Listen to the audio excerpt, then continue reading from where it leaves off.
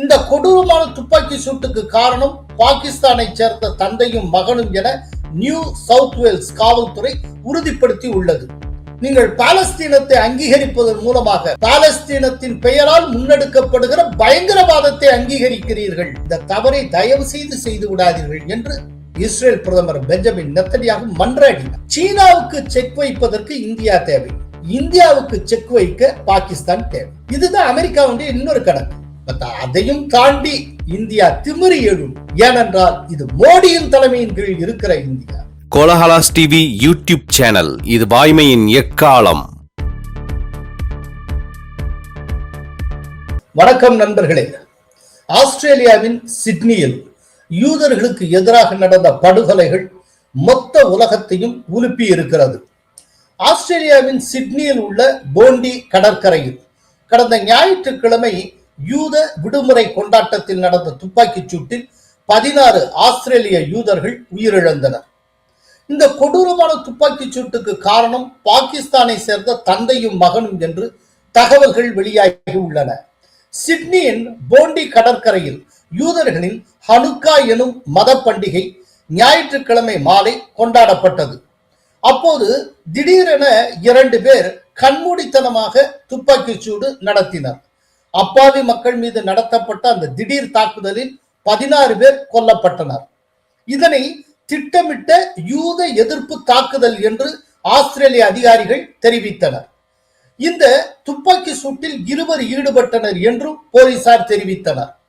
இந்த கொடூரமான துப்பாக்கி சூட்டுக்கு காரணம் பாகிஸ்தானை சேர்ந்த தந்தையும் மகனும் என நியூ சவுத் வேல்ஸ் காவல்துறை உறுதிப்படுத்தி உள்ளது. துப்பாக்கிச் சூடு நடத்திய 50 வயது மதிக்கத்தக்க நபர் சம்பவ இடத்திலேயே காவல்துறையினரால் சுட்டுக் கொல்லப்பட்டார்.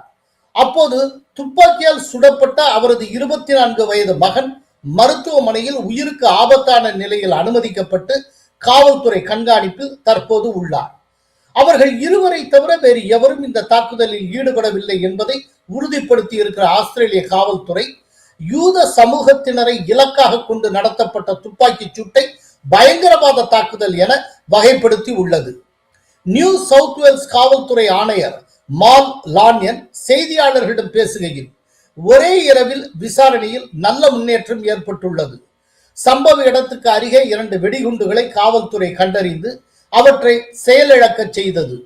விசாரணையின் போது 50 வயது மதிக்கத்தக்க அந்த நபர் உரிமம் பெற்ற துப்பாக்கிகளை வைத்திருந்தவர் என்பதையும் அவரது பெயரில் 6 துப்பாக்கிகள் பதிவு செய்யப்பட்டுள்ளன என்பதையும் கண்டறிந்தோம். 2 offenders involved in yesterday's incident.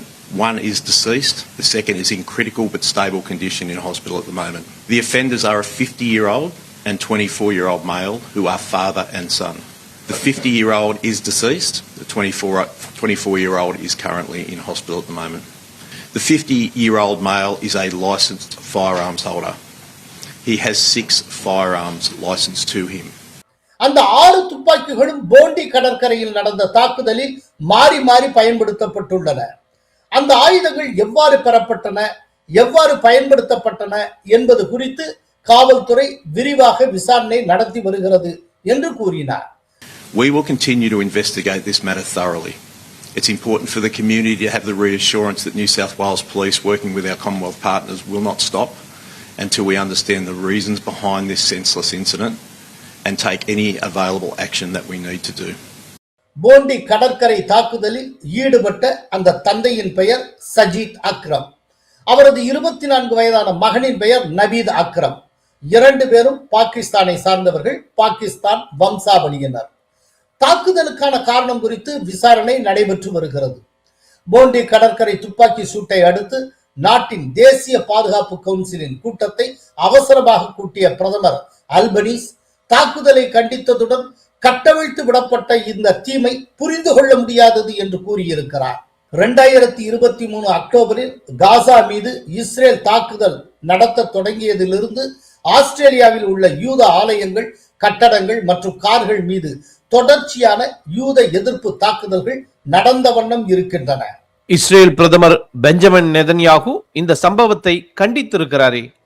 அதாவது நெதன்யாகு ரொம்ப கடுமையாக கண்டித்திருக்கிறார். அதே நேரத்தில் ஆஸ்திரேலிய அரசாங்கத்தை, ஆஸ்திரேலிய பிரதமரையும் அவர் சாடி இருக்கிறார். போண்டி கடற்கரை துப்பாக்கி சூட்டை கண்டித்திருக்கிற இஸ்ரேல் பிரதமர் நெத்தன்யாகு என்ன கூறியுள்ளார் அப்படிங்கிறத பார்ப்போம்.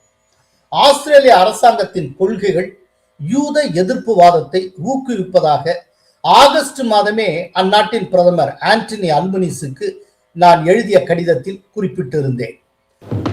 On August 17th, about 4 months ago, I sent Prime Minister Albanese of Australia a letter in which I gave him warning that the Australian government's policy was promoting and encouraging anti-Semitism in Australia. அந்த கடிதத்தில் பாலஸ்தீனத்தை அங்கீகரிக்கும் உங்கள் முடிவு யூத எதிர்ப்பு தீயில் எண்ணெய் ஊற்றுகிறது. இது ஹமாஸ் பயங்கரவாதிகளுக்கு வெகுமதி அளிக்கிறது. ஆஸ்திரேலியாவில் யூதர்களை அச்சுறுத்துபவர்களுக்கு இது துணிச்சலை அளிக்கிறது. இப்போது உங்கள் தெருக்களிலேயே பரவுகிறது என்று குறிப்பிட்டிருந்தேன். Your call for a Palestinian state pours full fuel on the anti-Semitic fire. It rewards Hamas terrorism. It emboldens those who menace Australian Jews and encourages the Jew hatred now stalking your streets. ஆஸ்திரேலியாவில் யூத எதிர்ப்பு பரவுவதை தடுக்க உங்கள் அரசு எதுவும் செய்யவில்லை. யூத எதிர்ப்பு எனும் நோய் பரவ நீங்கள் அனுமதித்தீர்கள். Anti-Semitism is a cancer. It spreads when leaders stay silent. It retreats when leaders act. I call upon you to replace weakness with action, appeasement with resolve. அதன் விளைவுதான் இன்று நாம் கண்ட யூதர்கள் மீதான கொடூரமான தாக்குதல் என்று நெத்தன்யாகு கூறியிருக்கிறார். You did nothing to curb the cancer cells that were growing inside your country. You took no action. You let the disease spread. And the result is the horrific attacks on Jews we saw today. பாலஸ்தீனத்தை Australia அங்கீகரிக்கும் என்று அந்த நாட்டின் பிரதமர் Antony Albanese ஐநா பொது சபையில் கூறியிருந்தார். முன்னதாக பிரான்ஸ், பிரிட்டன் மற்றும் கனடா அரசுகளும் இதே போன்ற அறிவிப்புகளை வெளியிட்டிருந்தன. அந்த சந்தர்ப்பத்தில் ஆகஸ்ட் மாதத்தில் பெஞ்சமின் நெத்தன்யாகு ஆஸ்திரேலிய பிரதமருக்கு ஒரு முக்கியமான கடிதத்தை எழுதி அனுப்பியிருந்தார். அந்த கடிதத்தில் அவர் என்ன சொல்லியிருந்தார் அப்படின்னா, நீங்க இந்த விதமான ஒரு முடிவு எடுத்திருக்கீங்க. எதிர்காலத்தில் இந்த முடிவுக்கு பெரும் விலையை நீங்கள் கொடுக்க வேண்டியிருக்கும். நீங்கள் பாலஸ்தீனத்தை அங்கீகரிக்க போவதாக கூறியிருக்கிறீர்கள். இதற்காக பாலஸ்தீனியர்கள் உங்களிடம் நன்றி கொண்டவர்களாக இருக்க போவதில்லை. மாறாக யூத எதிர்ப்புவாதத்துக்கு இது உற்சாகம் உண்டு. இந்த யூத எதிர்ப்புவாதம் அப்படிங்கிறதுக்கு இங்கிலீஷ்ல ஆன்டி செமிட்டிசம் அப்படின்பா. சோ அந்த ஆன்டி செமிட்டிசத்துக்கு, ஆன்டி செமிட்டிஸ்டுக்கு ரொம்ப பெரிய உற்சாகத்தை இது தரும். இது ஆஸ்திரேலியாவை இரத்த களரியாகும். நீங்கள் பாலஸ்தீனத்தை அங்கீகரிக்க கூடாது, அங்கீகரிப்பது என்கிற முடிவை எடுத்திருக்க கூடாது. இது பெரும் பின் விளைவுகளை ஏற்படுத்தும், எதிர்மறையான விளைவுகளை ஆஸ்திரேலியாவிலேயே உருவாக்கும் அப்படின்னு அந்த டயத்துல எழுதியிருந்த கடிதத்தில் பெஞ்சமின் நெத்தன்யாகு சுட்டி காட்டியிருந்தார். இப்ப அதைத்தான் அவர் நினைவுபடுத்துகிறார். நான் ஆல்ரெடி சொல்லியிருந்தேன், கேட்கல. நீங்க ஏதோ எல்லோருக்கும் நண்பனா இருக்கிறது அப்படின்னு நினைச்சுட்டு தேவையே இல்லாமல் பாலஸ்தீனத்தை அங்கீகரிக்கும் முடிவை எதிர்த்தீர்கள். இப்போ ஆன்டி செமிட்டிசத்தின் மீது நம்பிக்கை வைத்திருப்பவர்கள் உற்சாகம் காண தொடங்கிவிட்டார்கள். யூத எதிர்ப்புவாதத்தை முன்னெடுக்கிறவர்கள் முன்னை காட்டிலும் உற்சாகத்துடன் கிளம்பி இருக்கிறார்கள்.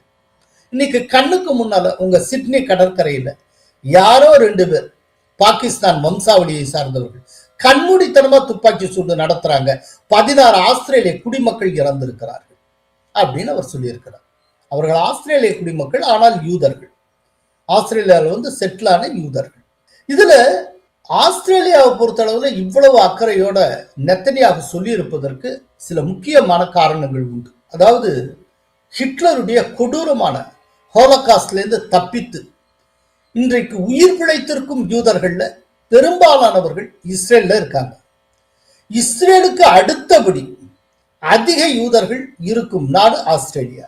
இன்னைக்கு ஆஸ்திரேலியா மக்கள் தொகை கணக்கெடுப்பின்படி ஆஸ்திரேலியாவில் இருக்கக்கூடிய யூதர்களின் எண்ணிக்கை 1,17,000. சோ 1,17,000 யூதர்கள் இருக்கக்கூடிய ஒரு ஆஸ்திரேலியால எப்ப வேணாலும் இஸ்லாமிய பயங்கரவாத தாக்குதல்கள் நடைபெறலாம், நடைபெறக்கூடும். அப்படி எதிர்பார்த்து ஆகணும். ஏன்னா ஆஸ்திரேலியாவில் இருக்கிற யூதர்களை குறிவைத்து ஆஸ்திரேலியா அடிக்கடி இலக்காக மாற்றப்படலாம். இஸ்லாமிய பயங்கரவாதிகளுடைய இலக்காக ஆஸ்திரேலியா மாறுவதற்கு அதிகப்படியான வாய்ப்புகள் உண்டு. இதை ஏற்கனவே பல முறை இஸ்ரேல் சொல்லி இருக்கிறது. பல முறை இஸ்ரேலுடைய உளவுத்துறை ஆஸ்திரேலிய அரசை அவ்வப்போது எச்சரித்திருக்கிறது. எல்லாவற்றுக்கும் முத்தாய்ப்பு வைத்தது போல இஸ்ரேல் பிரதமரே ஆஸ்திரேலிய பிரதமருக்கு கடிதமும் எழுதியிருக்கிறார். ஆனா இது எதையுமே கண்டுகொள்ளவில்லை அல்பனீஸ். அவர் ஏதோ ரொம்ப முற்போக்கா இருக்கிற மாதிரி, இப்ப இங்க நம்ம போலி முற்போக்காளர்கள் இருக்காங்கல்ல இந்தியால, அதாவது ரொம்ப முற்போக்கா இருக்கிறன்னா ரொம்ப தீவிரமா இஸ்லாமிய பயங்கரவாதத்தை ஆதரிப்பது, இஸ்லாமிய அடிப்படைவாதத்தை ஆதரிப்பது அப்படிங்கிற ஒரு ரேஞ்சில் இருப்பாங்க. இப்போ ஒரு உதாரணத்துக்கு சொல்றது அப்படின்னா, பெண் விடுதலை அப்படின்னு வர்றப்போ அவங்க உடனே சபரிமலை ஐயப்பன் கோயில்ல ஒரு குறிப்பிட்ட வயதுக்கு உட்பட்ட பெண்கள் அனுமதிக்கப்படுவதில்லை அப்படிங்கிறத ரொம்ப பெருசா கொடி பிடிச்சு பெண் உரிமைக்காக பேசுவதாக அவர்கள் சொல்லுவார். அதே நேரத்துல முஸ்லிம்களாக இருக்கிறவர்கள்ட்டே ஒரு சில பழக்க வழக்கங்கள் பெண் உரிமைக்கு எதிரானதாகவும் இருக்கிறது.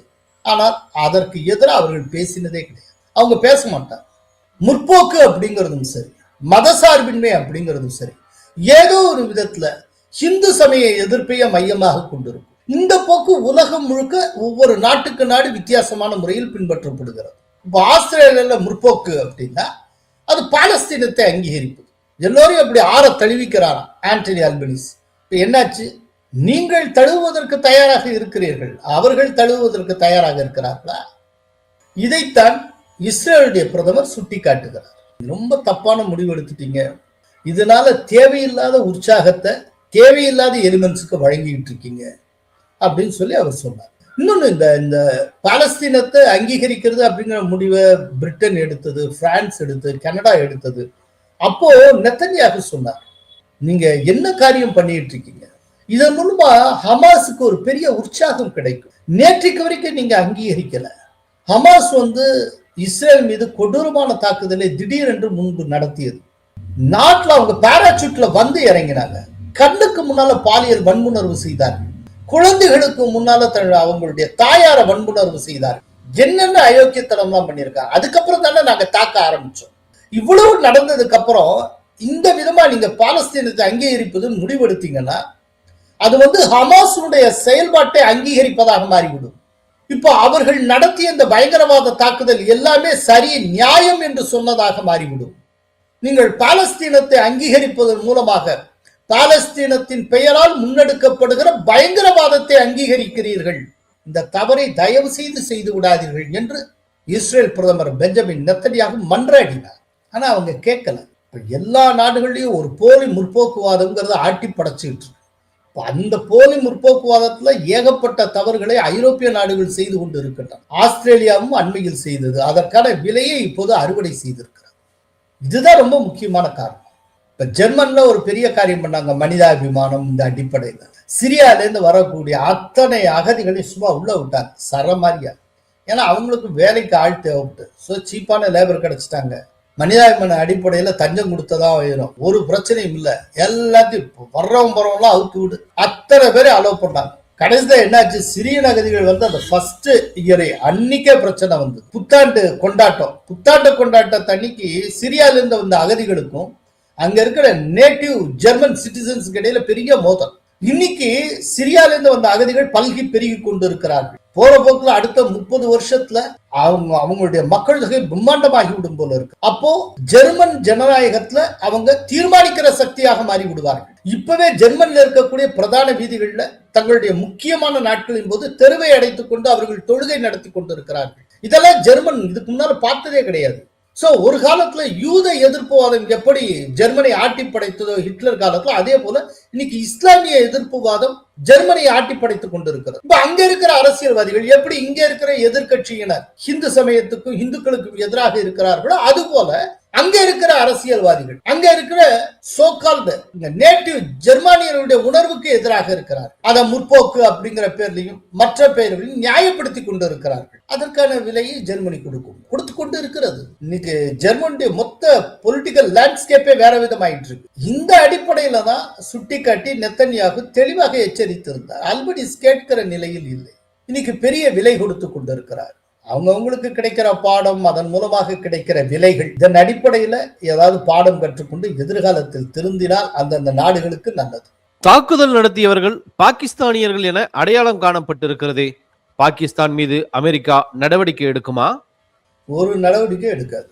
ஆஸ்திரேலியாவில் இருக்கக்கூடிய சவுத் வேல்ஸ் போலீஸ் டிபார்ட்மெண்ட் தாக்குதல் நடத்தியவர்கள் பாகிஸ்தான் வம்சாவளியினர் அப்படின்னு கண்டறிந்திருக்கிறார்கள். இப்ப இதே போல ஏதேனும் ஒரு ஐரோப்பிய நாட்டில் ஒரு பெரும் தாக்குதல் நடந்து நிறைய பேர் செத்து போய் இந்த தாக்குதல் நடத்தியவர்கள் ஈரான் வம்சாவளியினர் இல்லாட்டி ஈரானை சார்ந்தவர்கள் அப்படின்னு கண்டறியப்பட்டிருந்தா இதை ஒரு காரணமாக பயன்படுத்தி கொண்டு இன்னைக்கு அமெரிக்கா ஒரு விளையாட்டு விளையாடி இருக்கும். ஈரானுக்கு எதிரான தாக்குதலை முடுக்கி விட்டு இருக்கும், ஈரானுக்கு எதிரான சாங்ஷன்ஸை கொண்டு வந்திருப்பாங்க, பொருளாதார தடை அத்து இதுன்னு. ஆனால் அதே நேரத்துல இந்த பாகிஸ்தான் ஆரிஜினை சேர்ந்த 2 பேர் இந்த தாக்குதல் நடத்தியிருக்காங்க, அப்பாவும் மகனுமா. ஆனால் பாகிஸ்தானை பத்தின டிபேட்டே எங்கேயும் கிடையாது. என்ன காரணம்? இத்தனைக்கு பாகிஸ்தான் என்பது பயங்கரவாதிகளுக்கான ஒரு இன்குபேட்டிங் சென்டராக இருந்து வருகிறது. உலக நாடுகளால் தேடப்படுகிற ஹஃபீஸ் சயீத் பாகிஸ்தான்ல ரொம்ப சுதந்திரமாக நடமாடி கொண்டிருக்கிறார். அவ்வப்போது பொது மேடைகளில் பொதுக்கூட்டங்களில் பங்கேற்று பேசுகிறார். அவர் லகூருக்கும் கராச்சிக்கும் ரொம்ப இஷ்டம் போல போய் வந்து கொண்டிருக்கிறார். இதுக்கு முன்னால இம்ரான்கான் பிரதமராக இருந்தபோது கைபர் பக்துன்வா மாவட்டத்தில் நடந்த ஒரு பொதுக்கூட்டத்தில் பேசுகிறார். அப்ப இம்ரான்கான் சொன்ன வார்த்தை, எங்களுடைய நாட்டில் 40,000 பயங்கரவாதிகள் இருக்கின்றனர். பிரதமராக இருந்தபோது பிரதமர் என்கிற முறையிலேயே அவர் உறுதிப்படுத்திய தகவல், பாகிஸ்தான்ல 40,000 பயங்கரவாதிகள் இருப்பதாக பிரதமராக இருந்த இம்ரான்கான் ஒப்புக்கொண்டிருக்கிறார். இதுக்கு மேல என்ன ஆதாரம் வேணும்? இவ்வளவும் இருக்கு. ஆனால் பாகிஸ்தான் மேல எந்த நடவடிக்கையும் கிடையாது. இன்னும் சொல்ல போனா பஹல்காம் தாக்குதலுக்கு பிறகு பாகிஸ்தான்ல பொருளாதார நெருக்கடி, அதனை காப்பாற்ற வேண்டும் என்கிற பெயர் பாகிஸ்தானுக்கு IMF வாரி வாரி கடன் வழங்கி இருக்கிறது. ட்ரம்ப்னுடைய ரெக்கமெண்டேஷன் எப்படி இருக்கு பாருங்க. பாகிஸ்தான் மாதிரியான ஒரு நாட்டுக்கு அள்ளி அள்ளி நீங்கள் மில்லியன் கணக்கில் கடனை கொடுத்தீங்கன்னா அந்த காசை அவங்க எங்க கொண்டு போய் தொலைப்பாங்க? பயங்கரவாதத்தை தான் வளர்த்தெடுப்பார். அத்தனை பயங்கரவாதிகள் முகாம்களும் பாகிஸ்தானில் தான் இருக்கின்றன. ஒரு டயத்துல அமெரிக்கா ஒசாமா பின் லேடனை விழுந்து விழுந்து தேடியது, சல்லடை போட்டு தேடியது. அப்போ பாகிஸ்தான் ஒசாமா பின் லேடன் எங்கள் நாட்டில் இல்லை என்று கூட பொய் கூறியது. கடைசியில் அத்தனை பேருக்கும் தெரியும் ஒசாமா பின் லேடனை எங்க வச்சு அமெரிக்க கடற்படை தூக்கியது அப்படின்னு. பாகிஸ்தான்ல கைபர் பக்துன்வா மாவட்டத்து அருகில் இருக்கக்கூடிய அபட்டாபாத் என்கிற இடத்துல அவர் தங்கியிருந்தார். ஆக்சுவலா அதுக்கு பக்கத்துல ராணுவத்தினுடைய ஒரு முக்கியமான தலைமையகம் இருக்கு. ராணுவ தலைமையகத்திலிருந்து ஒரு 20-30 மீட்டர் டிஸ்டன்ஸ்ல இருந்த ஒரு மிகப்பெரிய பங்களா மாதிரியான ஒரு ஸ்ட்ரக்சர்ல ஒசாமா பின் லேடன் தன்னுடைய மனைவிமார்களோடு தங்கி இருந்தார். அவரைத்தான் அமெரிக்க கடற்படை வீரர்கள் ஹெலிகாப்டர்ல இருந்து அப்படியே வீட்டுக்குள்ள இறங்கி அவரை போட்டு தள்ளினாங்க. இது எல்லாருக்கும் தெரியும். சோ உலகம் முழுக்க தேடப்பட்ட ஒசாமா பின் லேடனுக்கு புகலிடம் கொடுத்தது பாகிஸ்தான். ஏன் ஒசாமா பின் லேடனை ஒளித்து வைத்தீர்கள்? ஒளித்து வைத்துக் கொண்டே பாகிஸ்தானில் இல்லை என்று பொய் கூறியது என்ன, எதனால் அப்படின்னு சொல்லி அன்றைக்கு இருந்த ஒபாமாவுடைய நிர்வாகம், அமெரிக்க நிர்வாகமே பாகிஸ்தானை கேள்வி கேட்கல. சோ அத்தனை அயோக்கியத்தனத்துக்குமான அடிப்படை வேர்கள் பாகிஸ்தானில் தான் இருக்கின்றன. பயங்கரவாதிகள் முகாம்கள் பாகிஸ்தானில் இருக்கின்றன. பயங்கரவாதிகளின் தலைவர்கள் பாகிஸ்தானில் உலா வருகிறார்கள். பயங்கரவாதத்தை ஊக்குவிப்பதற்கான திட்டங்கள் வெளிப்படையான கொள்கை முடிவுகளாகவே பாகிஸ்தான் அரசாங்கத்திடம் உள்ளன. பயங்கரவாதிகளுக்கென்று நிதி ரொம்ப வெளிப்படையாக ஒதுக்கப்படுகிறது. இவ்வளவும் இருக்கு. ஆனால் பாகிஸ்தான் தொடர்ந்து தப்பித்துக் கொண்டிருக்கிறது. எந்த நடவடிக்கையும் பாகிஸ்தானுக்கு எதிராக அமெரிக்கா எடுப்பதில்லை. என்ன காரணம்? அதாவது ஒரு விஷயம் இருக்கு, நான் இதை முன்னாலே சொல்லியிருக்கேன். அமெரிக்காவுக்கு திடீர்னு யாராவது ஒரு நாட்டின் மீது கோபம் வந்தாச்சுன்னா அந்த ஆசிய நாட்டை அடிக்கணும் அப்படின்னா அந்த ஆசிய நாட்டுக்கான ஒரு குண்டாந்தடியாக, அமெரிக்காவின் குண்டாந்தடியாக இந்த பாகிஸ்தான் இருக்கும். ஒரு ஸ்டிக் திடீர்னு தேவைப்பட்ட நேரத்தில் அந்த பாகிஸ்தான் ஸ்டிக்கை எடுத்து அமெரிக்கா தட்டு தட்டு அடிக்கும். அடிச்சுட்டு திரும்ப தன்னுடைய வீட்டுக்கு வெளியே சோரமா சாட்சி வச்சுட்டு போய். இதுதான் பாகிஸ்தான். பங்களாதேஷ்ல ஷேக் ஹசீனாட்ட பேரம் பேசினாங்க. சென்ட் மார்டின்ஸ் ஐலண்டை அமெரிக்காவுடைய விமானப்படை தளமாக்கணும், அதுக்கு எங்களுக்கு கொடுங்க, லீஸு கொடுங்கலாம் கேட்டாங்க. மாட்டேன்னாங்க. உடனே என்னாச்சு? ஷேக் ஹசீனா கவர்மெண்ட்டே கவுக்கணும், மாணவர் புரட்சியை ஏற்படுத்தணும், அங்க இருக்க இஸ்லாமிய அடிப்படைவாத மாணவர்களை எல்லாம் ஒன்று சேர்த்தாங்க. அத்தனைக்கு துணை போய் பின்னால இருந்து வேலையை பார்த்தது இது பாகிஸ்தானுடைய ISI. அந்த ISIக்கு அசைன்மெண்ட் கொடுத்தது எது? அமெரிக்கா. சோ வங்கதேசத்துல அமெரிக்கா நினைச்சு நடத்தியாச்சா? பாகிஸ்தான் மூலம் தானே நடத்தினாங்க. இவ்வளவு ஒரு கேவலமான காரியத்தை இந்தியா வச்சு செய்ய சொல்ல முடியுமா? இந்தியா மறுக்கும், பாகிஸ்தான் தலையாட்டும். சோ மற்ற நாடுகளை அடிப்பதற்கான ஒரு பிரம்பாக இந்த பாகிஸ்தான் பயன்பட்டு வருகிறது. இன்னொன்னு, மிகப்பெரிய நாடுகளுக்கும் இந்தியா மீதான ஒரு பயம் ஓரளவு உண்டு. அதனால அவங்களுடைய பார்வையே என்ன அப்படின்னா, சீனாவுக்கு செக் வைப்பதற்கு இந்தியா தேவை, இந்தியாவுக்கு செக் வைக்க பாகிஸ்தான் தேவை. இதுதான் அமெரிக்காவுடைய இன்னொரு கணக்கு. இப்ப இந்த இதுல வச்சுட்டு பாகிஸ்தானை கட்டுப்படுத்தாமல் அப்பப்போது தேவைப்படுற நேரத்தில் ஒரு கண்டனத்தை தெரிவிப்பாங்க. ஒரு பக்கம் பாகிஸ்தான் செயலுக்கு கண்டனத்தை தெரிவிச்சிருவாங்க, இன்னொரு பக்கம் பாகிஸ்தானுக்கு எதிராக அந்த நாடு, பாதிக்கப்பட்ட நாடு நடவடிக்கை எடுக்காமலும் பார்த்துக் கொள்வார். இப்போ மும்பையில நடந்த தாக்குதல், அஜ்மல் கசாப் எப்படிப்பட்ட தாக்குதலை மேற்கொண்டு அவனோட சேர்ந்து அந்த 10 பேர் எவ்வளவு பெரிய தாக்குதல் நடத்தினார்கள். நூற்றுக்கணக்கான மக்கள், இந்தியர்கள் குருவி சுடுவது போல சுட்டுக் கொல்லப்பட்டார்கள். அப்போ அமெரிக்க நிர்வாகம் பயங்கரமாக கண்டனம் தெரிவித்தது. ஒரு பக்கம் கண்டனம், இன்னொரு பக்கம் இந்திய நிர்வாகத்துக்கு, இந்திய அரசுக்கு அழுத்தம். எந்த காரணம் கொண்டு பாகிஸ்தான் மேல நடவடிக்கை எடுக்கிறாங்க. நாங்க பாகிஸ்தான் சொல்லிக்கிறோம், we will take action. கடைசி வரைக்கும் இந்திய அரசு செயல்படவே விடல, ஆனா கண்டனம் கரெக்டா தெரிவிச்சிருவாங்க. இதுதான் அமெரிக்காவுடைய ஸ்ட்ராட்டஜி.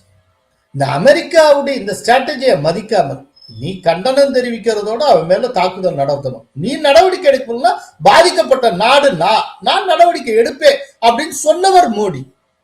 அமெரிக்கால ஒரு ட்வின் டவர் அடி வாங்கிச்சுன்னதும் நீ ஆப்கான்ல போய் இறங்கல, ஆப்கான் அடிக்கல, 20 வருஷ காலமா ஆப்கான்லயே உட்கார்ந்துருந்த. இப்ப என்னுடைய நாட்டுக்குள்ள பகல்காம்ல எங்க கண்ணுக்கு முன்னால பட்டப்பகல்ல நீ என்ன மதத்தை சார்ந்தவன்னு கேட்டு இத்தனை பேரை போட்டு தள்ளிட்டு பயங்கரவாதிகள் போயிருக்காங்க. அந்த பயங்கரவாதிகளுக்கு ஊக்குவித்துக் கொண்டிருப்பது பாகிஸ்தான். அப்புறம் அந்த பாகிஸ்தானை தண்டிக்காமல் நாங்கள் எப்படி இருப்போம் அப்படின்னு சொல்லிட்டு ஆபரேஷன் சிந்தூரை முன்னெடுத்தது மோடி அரசு. இதுக்கு ஒரு பெரும் துணிச்சல் வேணும். ஒவ்வொரு முறையும் அமெரிக்கா ஏதோ ஒரு விதத்தில் பாகிஸ்தானை பாதுகாக்க முயற்சி செய்யும். அமெரிக்கா சொல்றதை கேட்காமல் பாகிஸ்தானுக்கு எதிராக நேரடி நடவடிக்கையில் ஈடுபட்டவர் மோடி தான். அதனாலதான் இந்தியா மேல இத்தனை வரி, இத்தனை இம்சை, இத்தனை பிரச்சனை எல்லாம் கொடுக்கிறது. அதையும் தாண்டி இந்தியா திமிரி எழும். ஏனென்றால் இது மோடியின் தலைமையின் கீழ் இருக்கிற இந்தியா, இது புதிய பாரதம். நன்றி, வணக்கம். கோலஹலாஸ் டிவி யூடியூப் சேனல், இது வாய்மையின் எக்காலம்.